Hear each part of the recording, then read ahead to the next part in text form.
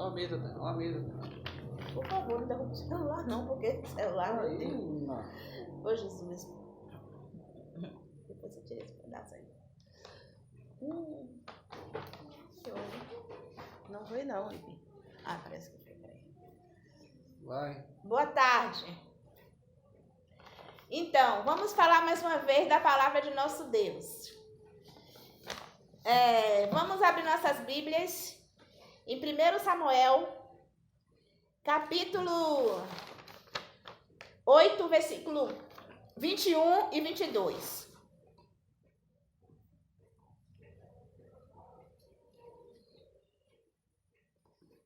Que diz assim: ouvindo, pois, Samuel todas as palavras do povo, as falou perante os ouvidos do Senhor. Então o Senhor disse a Samuel: dá ouvidos à sua voz, constitui-lhe rei. Então Samuel disse aos filhos de Israel: vai-se cada qual à sua cidade.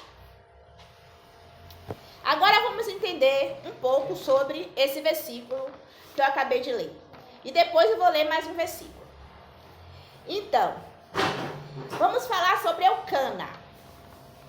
Eucana, da cidade de Ramataí-Tofim, da tribo de Efraim.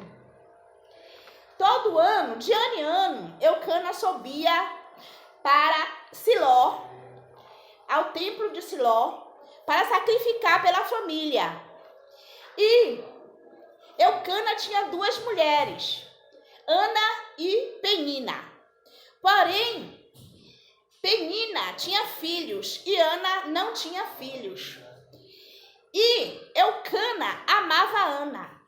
Então, Eucana sacrificava um pouco a mais para Ana.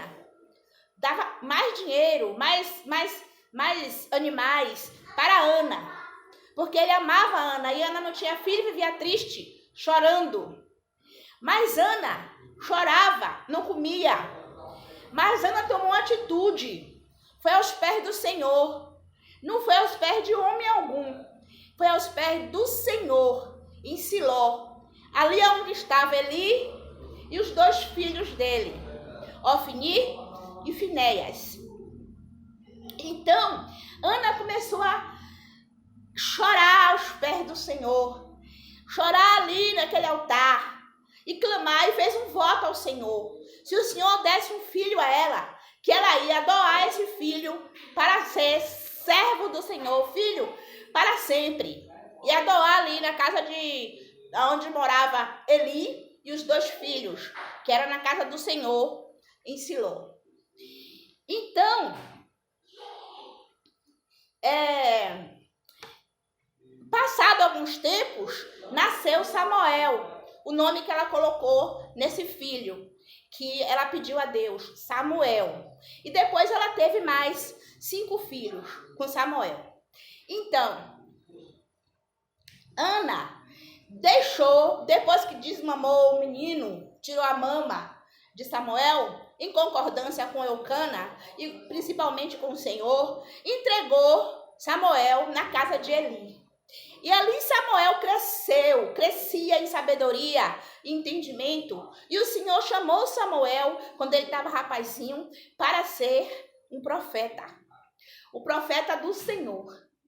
Por que o Senhor chamou Samuel? Porque Samuel estava ali como um filho adotado, né? Porque Eli já tinha 2 filhos, Ofni e Finéias. Porém, Ofni e Finéias, silêncio aí, senão vai tirar minha atenção. Ofni e Finéias, eles eram totalmente contra o Senhor. Quando as pessoas iam levar o sacrifício, eles pegavam e tiravam para eles o melhor e queria dar o resto ao Senhor.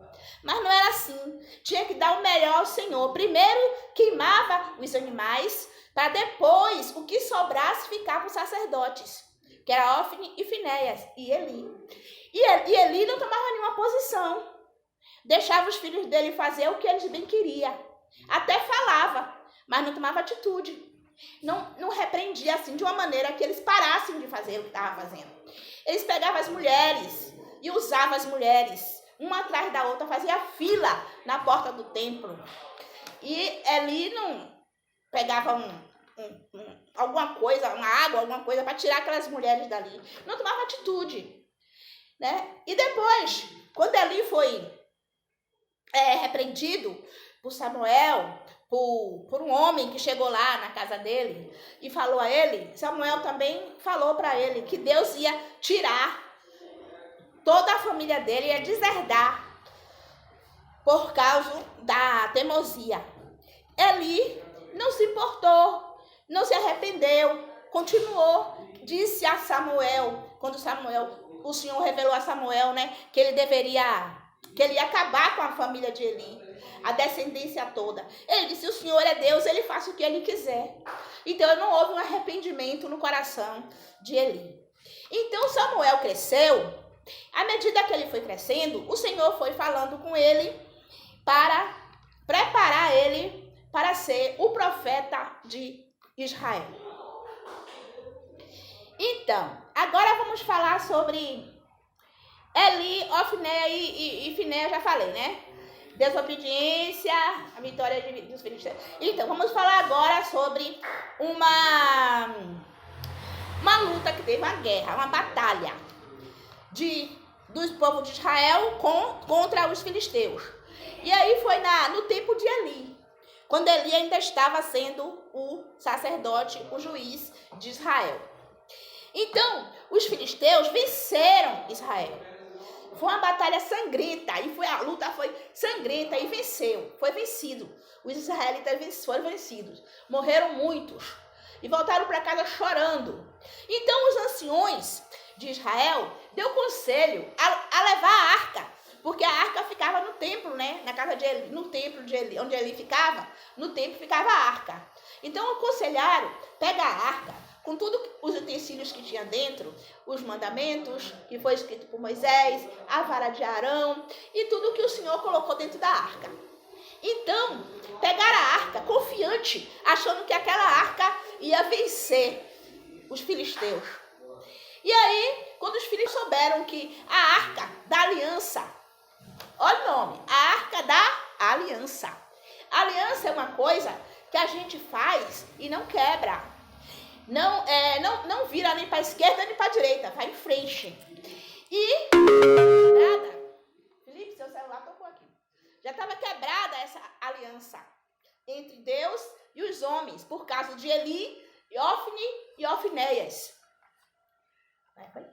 Então, daí, quando a arca estava chegando já no local da batalha, o povo de Israel, quando viu, fez aquele alvoroço, aquela maravilhada, ficaram tudo felizes, achando que ia vencer, agora vamos vencer a guerra.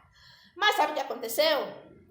Os filisteus tomaram a arca, mataram Ofni e Finéias, que eles foram também agarrados com a arca, achando que ia vencer.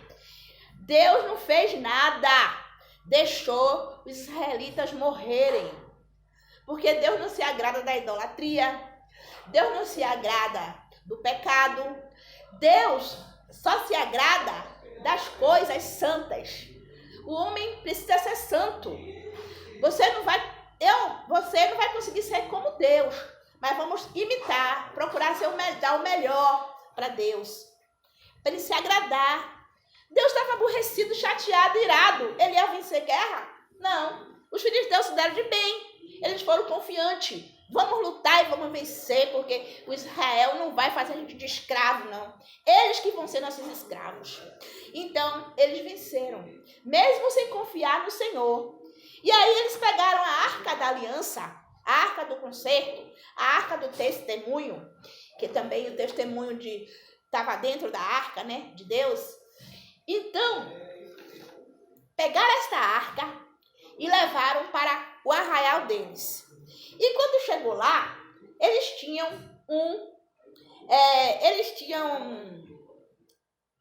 deuses, os deuses dele falso, que era Dagon. Dagon era um boneco, né? Dizendo eles que era Deus. Então, pegaram essa arca do Senhor e colocaram em frente a Dagon. Na primeira noite, Dagon caiu com a cara na terra. Temaram de novo, colocaram Dagon em pé. Na segunda noite, Dagon já caiu sem a cabeça e sem as palmas das mãos. Foram arrancadas as palmas das mãos de Dagon. E aí, se desesperaram. E ele estava em Asteroide, na cidade de Astarode.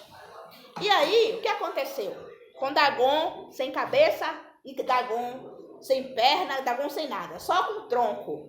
Então, ficou só o tronco. Então, Asdod, a cidade de Asdod.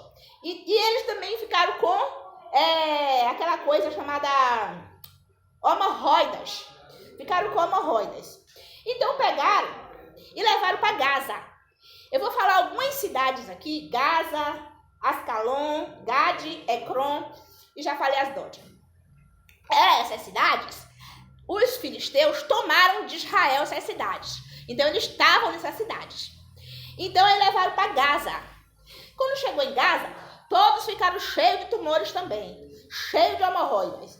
Então, levaram para Ascalon, também a mesma coisa, a praga de ratos. Ratos consumindo a terra, acabando com a terra. E levaram para Gade, a mesma coisa. Para Ecrom, a mesma coisa. A praga de tumores, a praga de hemorroidas e a praga de ratos, destruindo toda a cidade. Então, os príncipes dos filisteus, que eram 5, devido a cada cidade que eu falei aqui agora, conversaram e resolveram pegar a arca do Senhor e tirar do arraial de Israel, né? Então vamos para caminho de Bet-Semes. Mas para ir para esse caminho de Bet-Semes, sabe o que aconteceu? Eles, os anciões, falaram assim para ele, foi os sábios e os adivinhos. Falaram assim para eles: olha, se as vacas que eles vão botar, que desmamaram os bezerrinhos e pegaram 2 vacas, que não havia subido jugo sobre elas.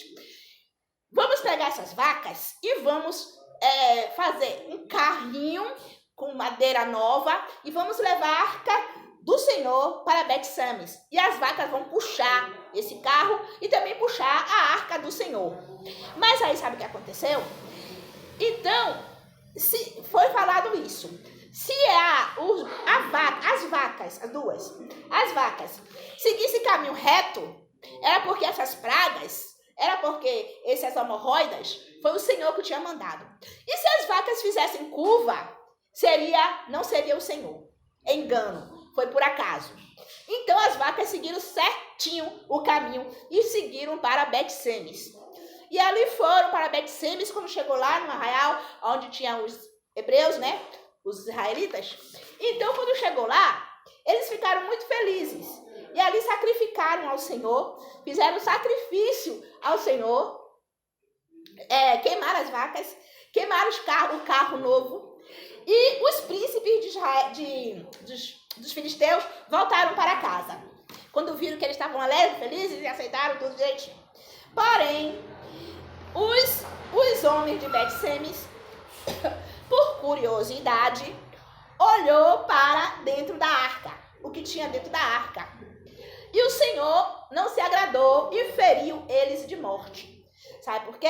Porque eles não estavam na posição do Senhor. Eles estavam totalmente cheios de pecados, cheios de idolatria, idolatrando também imagens, idolatrando e fazendo prostituição. Você está contando lá?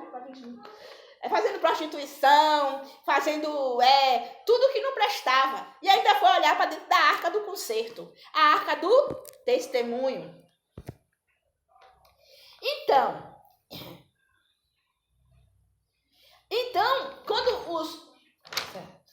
quando os Bet-Semes faleceram, morreram, né? Porque Deus mandou fogo e acabou com todos. Então, eles ficaram no desespero. E disse, ai meu Deus, vai acabar a cidade toda. É melhor enviar essa arca para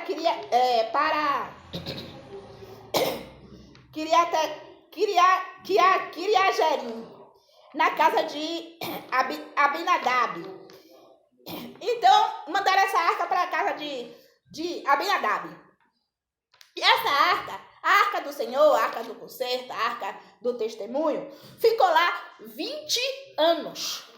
E nada resolveu. Tudo continua a mesma coisa nesses dias. Então Samuel chegou lá e pediu para que eles fizessem, acabasse com os deuses que eles tinham também, deuses estranhos. Tinha os Baalins e tinha também o asteroide.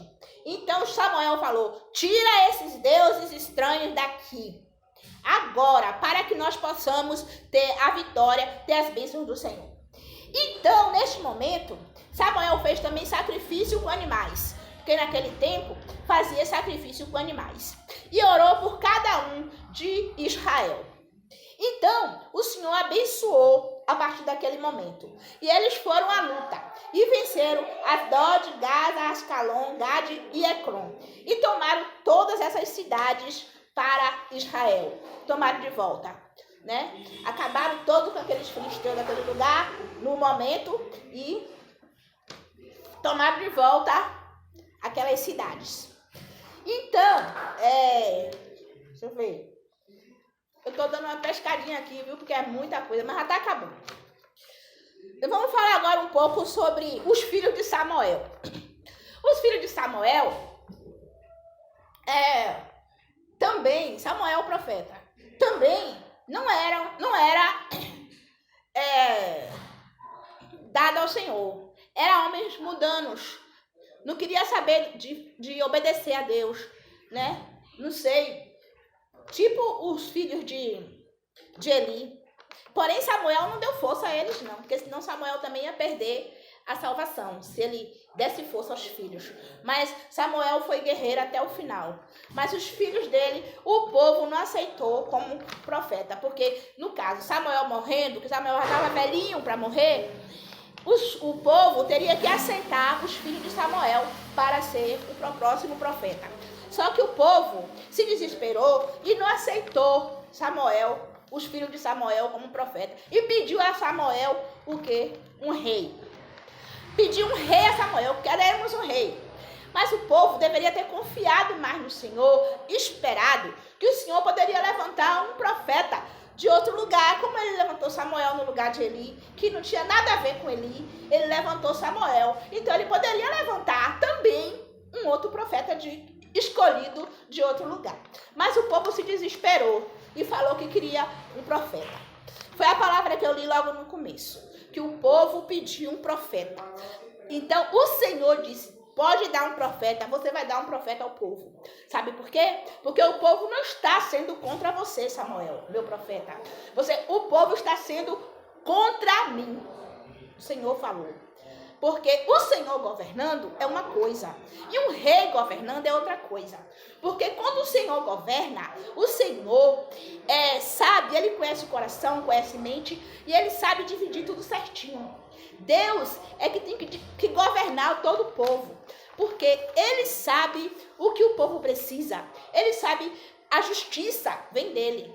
E o rei, não, o rei vai olhar para a família dele, para ele, e para os parentes, e para os parentes, e para os amigos. Ele não vai olhar para o povo. O povo vai ficar com o quê? Com o resto. O que sobrar fica para o povo. Ainda vai escravizar o povo e fazer muitas coisas que vai destruir aos poucos ao povo.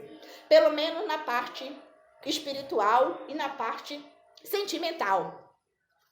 Então, mas como o povo queria um rei, porque as outras nações já tinham rei. Então o povo também queria inveja, queria um rei. Então Deus permitiu e falou para Samuel, eu vou enviar uma pessoa para você ungir a rei. E enviou ali da tribo de Benjamim, filho de Quis, Saul. Saul era um homem muito bonito, muito lindo. da cabeça aos pés, alto, lindo. Mas Saul não tinha a sinceridade que uma pessoa precisa para governar o povo. Saul mentia, Saul tinha inveja, Saul enganava. Mas Deus ungiu Saul, porque sabia que o povo ia aceitar Saul. Pela parte exterior de Saul, pela beleza de Saul. E ele tinha também um pouco de dinheiro, né? A família dele não era pobre. Então foi escolhido Saul. Apesar que a família de Benjamim era a menor de todas as tribos. Mas foi escolhido Saul. Então, Saul vai fazer com querer que Deus divida a glória dele. Porque os sacerdotes e os profetas são escolhidos para fazer sacrifício. E no momento, Samuel estava vivo ainda. Então, Samuel que tinha que fazer o sacrifício. Mas como Samuel demorou muito de chegar e o povo começou a reclamar, começou a falar, por que Samuel não chegou? E aí foi indo embora. Saul ficou com medo que o povo estava se afastando e a desobediência, né, também. E começou a fazer o holocausto ao Senhor, sacrificar. E o Senhor não se agradou disso. E Samuel chegou lá e falou com ele que ele fez errado. Mas ele disse que deu as explicações dele lá, mas continuou sendo um rei mau. O que Samuel fala para Saul que ele vai perder o reino. Saul, você vai perder o reino, sabe por quê? Porque você está fazendo as coisas erradas. Você não está sendo bom, não está sendo justo. Então, mais coisa que Saul fez. Saul pega os sacerdotes de Agag, Agag, o Amalequita, o rei. Saul vai para a guerra. E aí, Saul chega lá na guerra, Deus fala para ele, é para destruir, manda Samuel falar para ele, é para destruir todo o povo, é para destruir os animais, destruir as crianças, as mulheres. E Saul vai lá, nos Amalequitas, e não destrói. Só destrói o que ele acha que deve destruir. O que não presta para ele. Mas as vacas, os bois, tudo que tá bonzinho, ele traz. E o rei Agag também ele traz para o arraial de Israel. Então, Samuel, quando chega lá, fala, gente, você trouxe os animais, porque eu estou vendo barulho de animais. Ele disse, trouxe os animais, porque o povo queria sacrificar o Senhor. O Senhor não se agrada de sacrifício roubado e mesmo assim desobediência.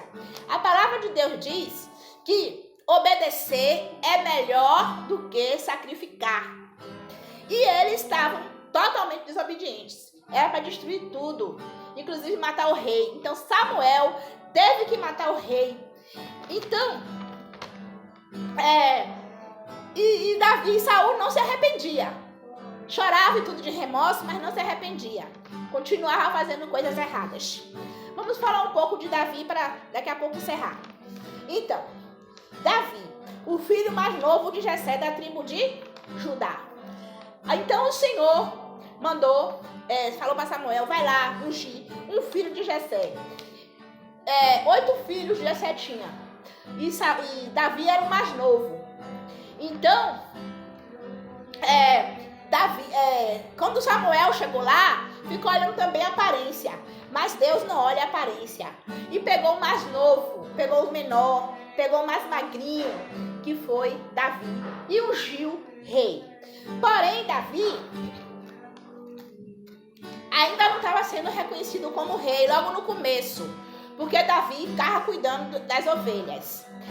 E depois Davi foi levar comida para os irmãos que estavam lá na guerra, né? Mas, lutando contra os filisteus. Mas, sabe o que aconteceu? Deixa eu te falar. Antes disso, Davi já tinha tocado para o rei. Porque o rei perdeu o espírito do Senhor e ficou com o espírito do mal na vida dele, Saul. Aí então Davi lá tocava a harpa. E Davi não era reconhecido. Simplesmente um empregado que ninguém olhava no rosto, não olhava na cara. Ali o Espírito do Senhor já estava agindo, mas não era reconhecido como nada. Então, Davi, quando o espírito do mal saiu de Saul, Davi voltou para casa. Foi aí que o pai de Davi, Jessé, mandou Davi levar as comidas para os irmãos que estavam lá na guerra. Né? E aí, Davi, agora sim, Davi vai ser reconhecido, porque encontrou um gigante chamado Golias, da parte dos filisteus. E Davi enfrentou esses gigantes com pedras, 5 pedras. E com uma pedra ele atingiu a cabeça de Golias. E ali ele cortou a cabeça de Golias com a espada do próprio Golias. E aí ele guardou essa espada e deixou lá, guardadinha na casa, em Siló. Siló, lá perto onde ficavam os sacerdotes, guardou lá. E depois Davi pegou a cabeça do gigante e foi apresentar a Saul. E Saul ficou querendo saber quem era Davi, mas Saul já conhecia Davi. Mas Saul não reconhecia Davi. Ele conhecia porque Davi já tinha tocado para ele harpa. Mas ele não tinha Davi como nada.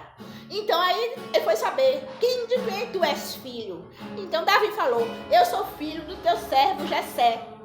E ali Davi ficou morando lá e guerreando, um excelente guerreiro. Então Saul no começo gostou, mas depois, quando as mulheres começaram a anunciar que Davi tinha matado não sei quantos mil e Saul só tinha matado apenas 1.000 e Davi mais de 10.000 na guerra. Então Saul começou a ter inveja de Davi. Saul percebeu que ele estava perdendo o rei, nem sabia já que era para Davi. Então ele começou a perseguir Davi. A perseguição de Saul era tremenda em cima de Davi, tentando matar Davi. Até casou Davi com a filha dele, Mical, na esperança de matar Davi, botar Davi à frente. Pediu para Davi conseguir 200 prepúcios dos filisteus, a fim de colocar Davi na frente da batalha, para Davi perder e morrer. E Davi conseguiu 200 prepúcios dos filisteus, matou os filisteus, tirou os prepúcios e levou lá para Saul, apresentou a Saul. E aí casou com a filha de Saul, Mical. Mas Saul não desistiu, querendo matar Davi de qualquer jeito. Então Saul fez um plano de matar Saul à noite, matar Davi à noite. E aí mandou os soldados para matar Davi. Mas só que Mical amava Davi. Então fez com que Davi fugisse daquele lugar. Então Jonas, também irmão de Mical, filho de Saul, também amava Davi. E Davi amava Jonas também. Jonas ajudou Davi muito. Quando Davi chegou logo lá no arraial, na casa do rei, Jonas deu armas a Davi, a própria arma, espada, deu capa, deu roupas, ajudou Davi. E na perseguição de Saul contra Davi, Jonas também estava ali, sempre pertinho, ajudando Davi. Eu vou ler mais uma escritura. 1 Samuel 14, versículo 27.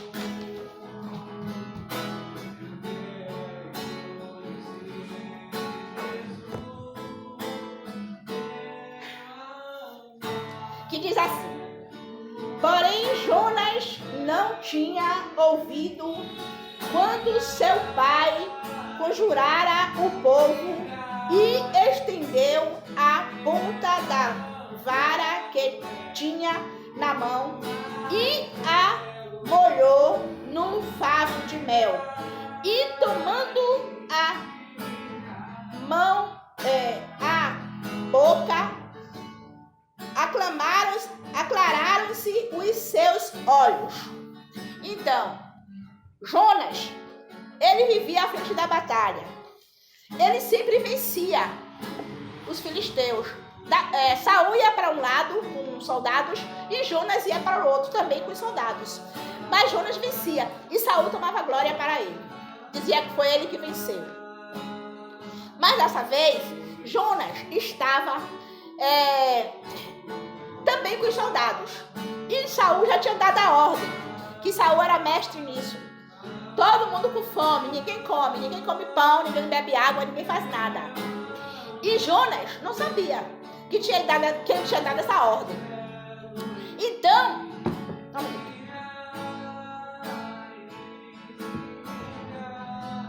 Então, Jonas pegou a vara e tinha um favo de mel nesse lugar que eles estavam e tocou no mel e foi à boca, levou à boca. Então, Saul não sabia disso ainda, depois que ele foi descobrir. E o povo falou para Jonas que não podia fazer isso. Mas Jonas falou: olha, como meus olhos se aclararam. Eu não sei o que está acontecendo com meu pai, porque ele está proibindo o povo de comer. E o povo está fraco, perdendo as batalhas, perdendo as guerras, porque o povo não está desmaiando de fome. Aí então o povo atacou os filisteus junto com Jonas e venceram. Venceram e comeram todos os animais que estavam vivos lá. Mataram os animais, comeram cru, com sangue e com tudo, que estavam tudo morrendo de muita fome. Então, quando Saul soube, ele reclamou com o povo e sacrificou a Deus, pedindo perdão. Ele olhou o pecado do povo, mas ele não olhou o pecado dele. Então, que o Senhor já disse que obedecer é melhor do que sacrificar. Saul não obedecia em nada, só queria fazer sacrifícios e não obedecia em nada. De todo tipo de sacrifício ele queria fazer, tanto de comida, como de bebida, como de animais, mas isso aí não adianta se não tiver a obediência. Então pronto. Então já falei sobre Jonas, né? Sobre Jonas, a bondade de Jonas, a confiança que ele tinha no Senhor. Toda vez que ele ia para a batalha, ele colocava o Senhor à frente, ele orava, perguntava ao Senhor se era para ir. Então, agora vamos voltar para Davi de novo, para encerrar. Então, Jonas fez aliança com Davi, com a casa de Davi. Porque Davi já estava fugitivo. Então Jonas chegou lá e combinou com Davi que nunca, quando Davi fosse rei, porque ele sabia que Davi também seria rei no futuro, que o pai dele ia morrer e Davi ia ser rei. Então ele falou para Davi: quando você for rei, você não esqueça da gente, nossa casa, que eu seja o segundo rei. O segundo, você é o rei, eu sou o segundo. Entendeu? Então, Jonas fez essa aliança com Davi e deixou Davi escapar. Deu escape a Davi. Então, Davi estava com muita fome, fugitivo, e foi para a casa de Aimeleque, o sacerdote. Chegou lá no templo, vou adiantar aqui, viu? Chegou lá no templo, lá na casa de Aimeleque, ele pediu pão. Então ele comeu o pão do sacrifício, o pão que era oferecido a Deus. Mas, porque ele estava com muita fome. Então ele pegou o pão, pegou a espada que ele tinha matado Golias, que a espada ficou lá, né, também. E o sacerdote falou para Davi: aqui só tem essa espada, a espada que você matou Golias, o gigante filisteu. Então Davi pediu a espada: me dê essa espada, eu quero essa espada. Então Davi foi, pegou essa espada e saiu com a espada e saiu com os pães só para ele, viu? Ele estava sozinho e foi para procurar outro lugar para ficar, fugindo também de Saul nessa época. Então Davi foi para a caverna de Adulão. E quando Davi chegou lá, os irmãos de Davi ficaram sabendo que Davi estava nesta caverna. E aí foram para ajudar, para se unir a Davi, para lutar com Davi, para vencer com Davi, porque a miséria estava muita naquele lugar, em Judá. Então foram os irmãos, foram os endividados e os que estavam com espíritos desgostosos foram se unir com Davi para lutar contra até mesmo o rei Saul. E a mãe e o pai de Davi colocou lá com os moabitas, que eram parentes, né? Distantes, porque filho de Ló, que eu já falei sobre eles, os moabitas, mas estava em paz com Davi. Então, Davi colocou lá, né? Lá os pais dele, até ele resolver a vida dele. Porque eu creio que todos de Judá se saíram de lá, porque foram 400 homens. 400 homens. Então, se saíram de lá porque Saul devia estar arrasando com o povo lá, o rei Saul, né? Então, Saul, quando soube que Davi foi onde estava Adulão, onde estava Imeleque, o sacerdote, então Saul ficou com raiva e mandou matar todos os sacerdotes e matou também a Imeleque. Olha quanta coisa Saul fez. Esse rei que o povo pediu. Bonito por fora e feio por dentro. Então, Davi, de tanto fugir tanto fugir do exército de Saul, que era grande, Davi precisou pedir ajuda a Aquis, o rei dos filisteus. Davi foi lá e falou: olha, eu preciso de ajuda, porque Saul está querendo me matar, quer me matar meus homens. Como o rei dos filisteus sabia que Davi era um bom guerreiro, aceitou, deu um território para Davi ficar com o povo, com esses 400 homens, que aumentou para 600 depois, e com a família de cada um. Então, Davi ficou lá, guerreando e vencendo, e o rei só querendo saber, venceu quem? E aí foi tudo bem. Mas aí agora, para finalizar, eu vou falar um pouco sobre a morte de Saul. Então Saul, chegou um momento que o rei, né, Aquis, juntamente com os príncipes dos filisteus, foram lutar contra Israel. E convidaram, o rei convidou Davi para ir também, para matar Saul e todos Israel. Mas aí, Davi foi com os homens dele. Mas no meio do caminho, os 5 príncipes, mandaram Davi voltar. Falaram pro rei que não ia dar certo, não. Porque quando chegasse lá, Davi poderia, o sangue, né, poderia ser mais forte, né, o desejo de ajudar a família e voltar contra os filisteus. Então, mandaram Davi voltar. E foi bom Davi voltar porque a família de Davi tinha sido atacada pelos amalequitas. Davi foi lá e tomou de volta as mulheres e matou um bocado e botou fogo em tudo e tomou os animais também de volta, tudo, e fez tudo certinho. Então, daí foi os príncipes dos filisteus e o rei Aquis lutar contra Israel. E quando chegou lá, estava Jonatas, Saul e os mais 2 filhos de Jonatas, que ele tinha 3 filhos, homens e 2 mulheres. Então, os filisteus mataram Saul, Saul morreu, se matou. A Bíblia diz que ele se matou, né? Vamos ver, né? Eu vou ler um pouco mais depois para ver se realmente ele se matou. Até a parte que eu li, ele se matou, porque a derrota estava completa. Os filhos dele já tinham morrido, tanto Jonatas como os outros 2. Os soldados dele também, a maioria. Então ele ficou arrasado e não quis mais viver, porque ele não queria ser chacota na mão dos filisteus. E Saul morreu. Então, o que eu quero dizer aqui, no encerramento, né? Vamos encerrar. É que, vou até tirar o óculos. A última palavra que eu li sobre o clarear dos olhos. O clarear dos olhos é nada mais, nada menos do que a ressurreição de Jesus Cristo. Muitos dizem, em alguns lugares, que Jesus não ressuscitou, que levaram o corpo de Jesus, mentindo, enganando o povo, para o povo não receber as bênçãos. Então, quando Jonatas bebeu aquele mel, aproveitou e provou daquele mel, os olhos dele se abriram. Isso quer dizer que a palavra de Deus é que abre nossos olhos.